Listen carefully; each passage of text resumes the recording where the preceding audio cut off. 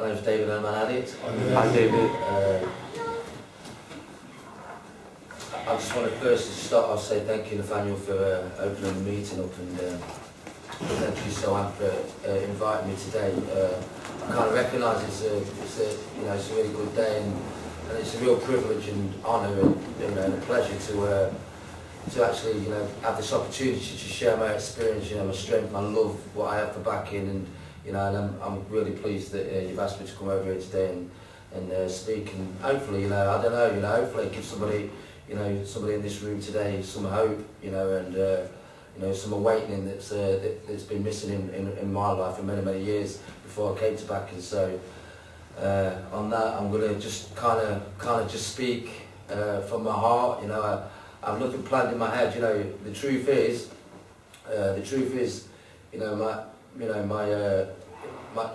my life before coming to BAC-IN was a lonely one, and it's kind of ironic, when I've got this jumper on here, and it's like, back into life, and I love that, because, for the first time I feel like part of life, I feel like I can look people in the eyes, I feel like I can go on a bus and, and have no guilt and shame, and I've got a camera in front of me and everything like this. It's kind of strange, like, the only cameras I ever had was on surveillance, stuff like that, before I came here, so it's a strange feeling, but it's a good feeling, because today, like I say, I have no shame that goes up in my life, I have a lot of guilt that comes up from my past, but the stuff that I do in my life today is, because of the stuff that BAC-IN had taught me and helped me, they awakened my spirit, they took away the barriers away from God, what was missing, in my life, and I truly believe that today, my life, there's people in this room who are really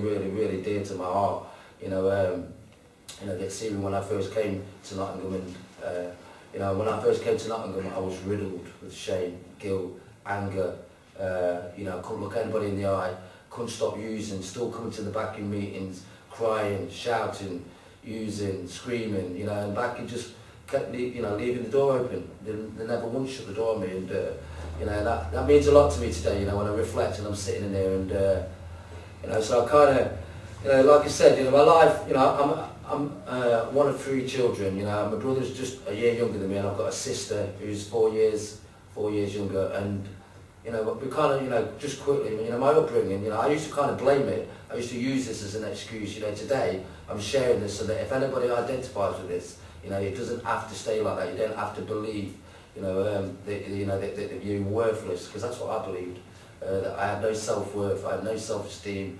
And like I said, I never felt like I belonged. I came from as a child, I got taken care. My mum is from Leicester, and she was a working girl, and she worked on the streets. My dad, I never really met him. He was a pimp, black guy. I'm a dual origin, mixed race, however you want to say it. That's where I came from, and I got brought up, we got taken care, and it was tough, because being the eldest, I felt like I had that responsibility, and my mum would always talk to me, and say, Dave, you know what, I'm going to get you back. We'd always be going to court, and there'd always be them false promises, and I remember that, and I feel that today, and I remember looking in my eyes, and I remember the desperation she had. She was an addict, and she died as an addict, about 11 years ago, she got cancer, but she was still drinking, and when I look back, I can see why my life kind of went where it went. From the age when I was 13, I was at school, and my sister, she's only got one leg, and she used to get kind of picked off, and we was called black and gollywogs and all this stuff. It was really tough. I was brought up in villages. My foster parents were both white, and they gave us a lot of look. They gave us a lot in my life with them. We was at Cubs, holidays, scouts. They did everything for us. But I still never felt part of it. I never felt belonged. I never felt connected. There was always something missing. There was something inside that I needed to fix, and that's how I kind of went on as a teenager.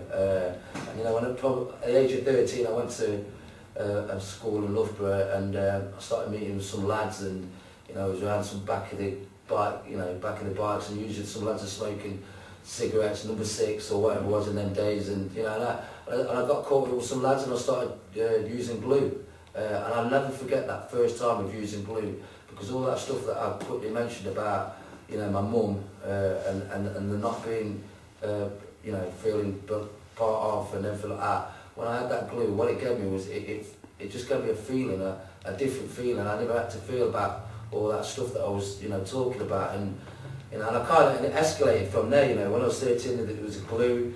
15, it was a weed. You know, and then it was a drink, and it was the pills. You know, anything that would take me away from me and how I felt.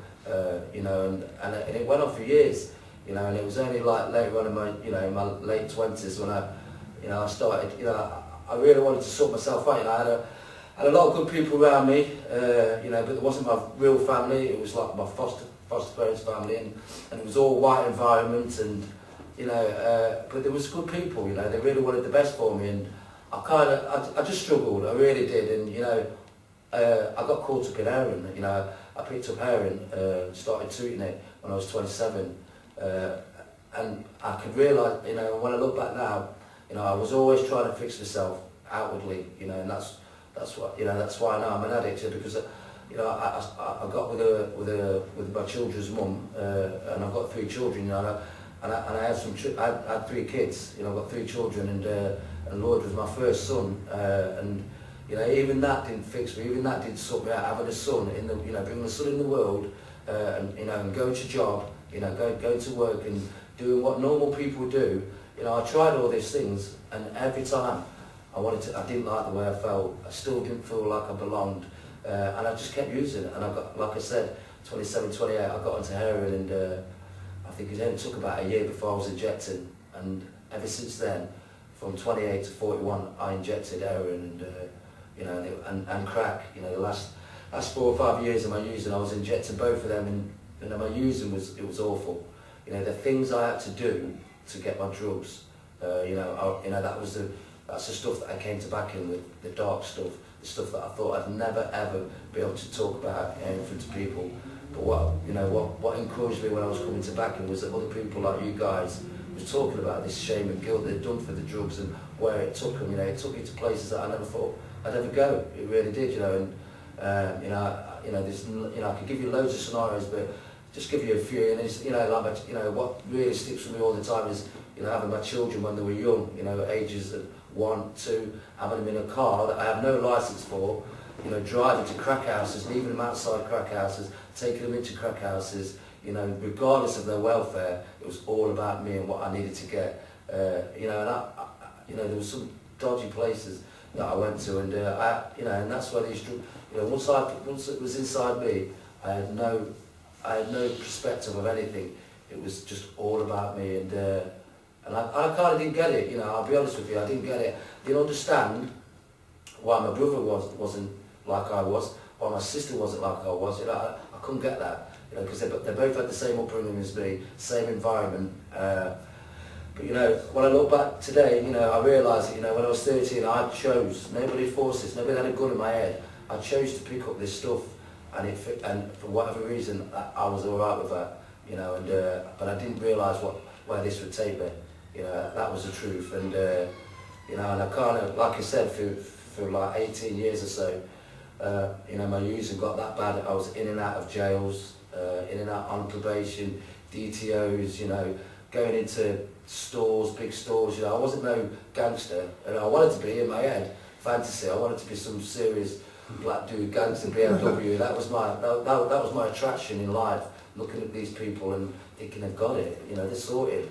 You know, for me, it was a lonely place. I'd just go out, go into shops, take what I wanted, and walk out. You know, and as my using progressed and it got worse, you know, my family started to move away from me, and that really hurt.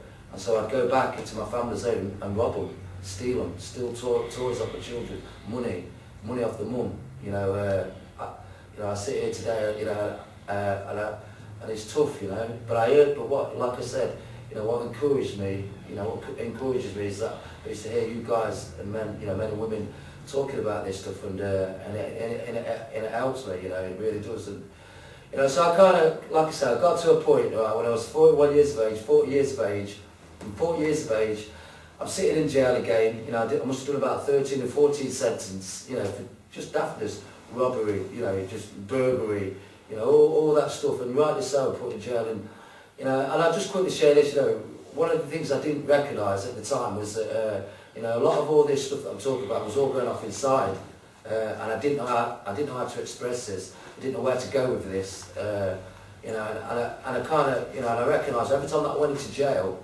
it was the only time that I got emotional, and that I would cry on my own in the top bunk bed. That was the only time I ever recognised any kind of feelings, and it was every time I went into jail and I did a detox, and you know, I was off the gear and I was relieved and getting in the gym and feeling healthy outwardly, and you know, but you know, I always share this, you know, because of being mixed race and you know, not kind of knowing where I come from, you know, I never really see my mum, I don't see my dad, and you know, every time I used to walk out on that yard, in prison yard, and I'd look at the white lads all in one corner and the black lads in the other corner, and I'd have that dilemma every time, you know, where do I go? Where do I go? It was so lonely, you know. And there was points in my times in jail where people were so crammed up when we were in jail, they thinking I was some kind of undercover cop or something.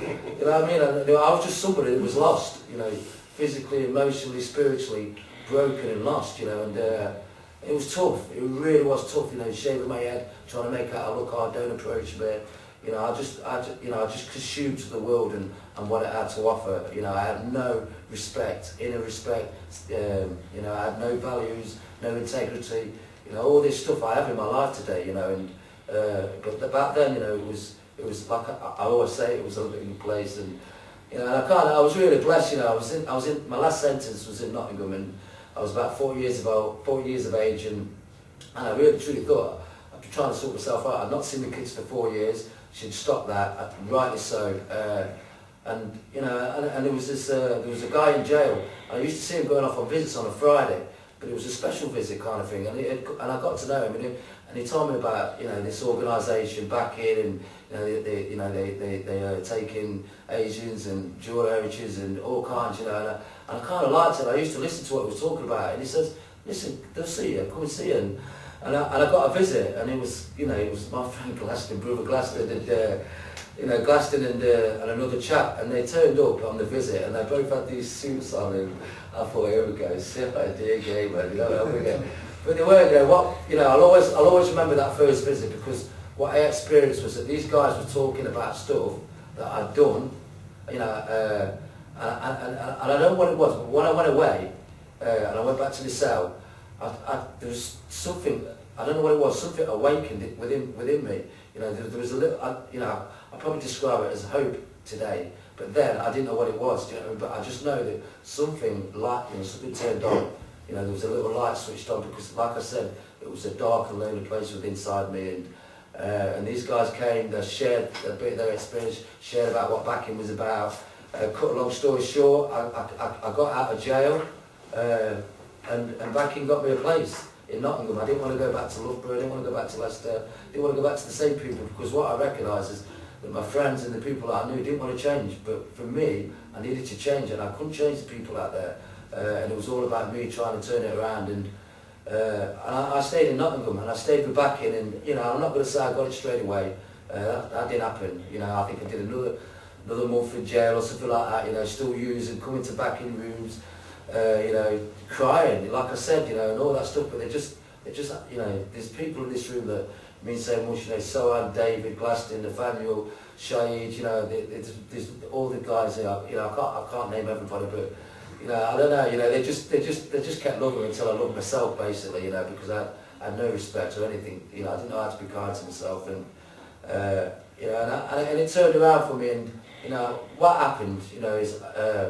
Nathaniel kind of could see that, you know, in the glass, and, you know, I was dying, you know, my using towards the end, you know, I was literally, I think I'd got to about 7.5 stone, you know, the place that I was living in, I had no electricity, and I was injected under a lamppost in my neck, you know, that's where it got to me, that's how it got me, and I was dying, and these guys said, Dave, you need to get in treatment.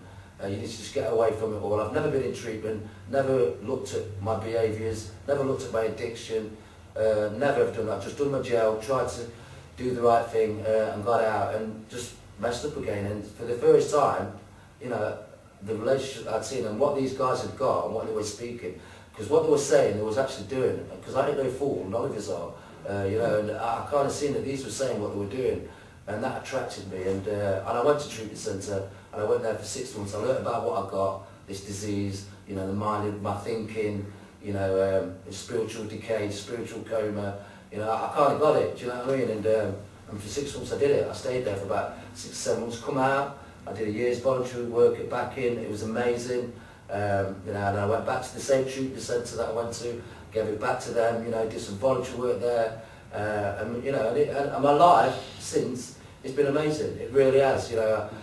I've applied the 12 steps in my life, you know, I did the 12 steps. I encourage anybody to do the 12 steps and have a look at themselves, and you know, for the first time I started owning this stuff.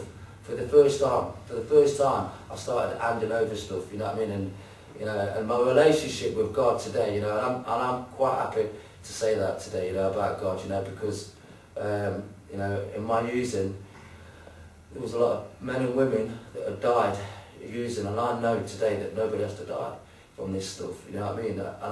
Because I feel that, because I see so many people dying, you know, and I get Glaston and Nathaniel and so on, when they get passionate about this stuff, and they're looking at people and they don't want to do it, they want to cut corners, they want to do it their way, you know, I get it, you know, and I have a passion to give this back, because I know it works, because it's working for me, and for 4 years last week, I turned, you know, I've been clean, you know, I forgive me, and that's a miracle, trust me, you know, and, you know, I have a loving God in my life today, you know, I have loving people in my life today, you know, and I kind of, you know, and I sit here, you know, sometimes I'm not usually stuck for words, I really, you know, when it's a one-on-to-one, I'm there, I'm on it, you know what I mean, I'm straight on it, you know, when there's a crowd and that, you know, I don't believe that's my calling, you know, to do these big main shows. I just wanted to get off drugs, didn't want to sit in rooms and start talking about my life, you know what I mean, but how selfish is that? How could I not sit here and give you guys hope that, you know what, if you take on this stuff that BAC-IN suggests to you, you know what I mean, trust me, your life will be amazing. You know, my life is amazing, do you know what I mean? And I'm not trying to say it's a bed of roses, you know what I mean, I have difficulties that come in my life, but I have a solution, you know what I mean, I pick up the phone, I do some work, I do some right work, I pray to God, you know, I meditate, I wait for the answers, I do stuff that I never ever did before, because Glaston said to me, I said to Glaston, you know, Glaston said, is there what thing you need to change, Dave? And I said, yeah, I want it, what do you want? Everything. That's what he said to her. Everything, you know. These cliches are not, you know, they don't say this just for fun. So kind of, for me, it's an ongoing journey, you know. My using, you know, I didn't wake up one morning and just become an addict, a raving addict, you know what I mean, and destroy my children's life. You know, my using happened over the years, and it got really bad, and my recovery is the same today. You know, it's a process, but it's a loving process. And you know, and I always give thanks to God every time I wake up in the morning. You know, for the first time, I feel the presence of something beautiful within inside me, and I've never had that feeling before, because I needed something else to give me that feeling, and that's not the case today. And I have to give a lot of thanks to God for bringing BAC-IN in my life, and I know there's many other people in these rooms and out of these rooms that have experienced this, and they'll probably say the same as me, or better than me, or not as better than me. It doesn't really matter. All I know is that I wanted to stop using, and I wanted to be connected spiritually, emotionally, physically, and mentally, and that is happening in my life today, thanks to BAC-IN. I'm not going to go on any further, so thank you so much for, you know, allowing me to share this, and you know, and I'm going to finish on this, and you know, I am going to finish on this. You know, all that's ever been in my heart is my children, and having a relationship with my children. That's all I've ever wanted. You know, the shame and the guilt that I had, and that I still had when I put the drugs down, was overwhelming. It was so overwhelming. You know, and these guys helped me. You know, they helped me keep something that's mine, that was truly mine. You know, I don't know who said it, but they said, Dave, you know, if you want to be a father to your children, you need to be a father to yourself. And I truly believe that today, you know what I mean? You know, I look after myself, and in doing that, my children benefit from it. My brothers and sisters, you know, I've got all that stuff back in my life, and it's amazing. And you know, I can't thank you enough. Thank you guys and all. So I'll leave it at that. But thank you very much for allowing me to speak. Thank you. Thank you.